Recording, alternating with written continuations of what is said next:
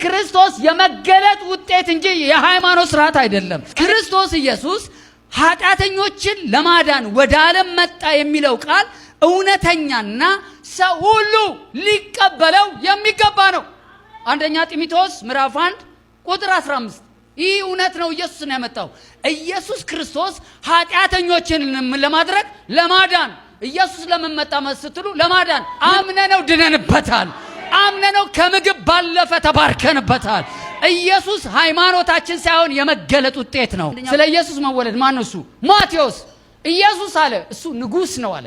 ማርቆስ ጋር ስትሄዱ ደግሞ እውነተኛ አገልጋይ፣ ሉቃስ ደግሞ ስትሄዱ እሱ አለ የዓለም መድኃኒት ተወልዷል አለ። ኢየሱስ ጌታ ነው። እሱ የሰላም መድኃኒት ነው። እሱ የኃጢአት መድኃኒት ነው። እሱ የበረከት መድኃኒት ነው።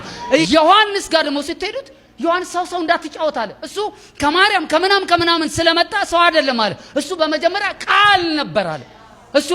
እሱ ቃል ብቻ አይደለም አለ። ቃል ከእግዚአብሔር ጋር ነበር አለ። ራሱ ደግሞ እግዚአብሔር ነው።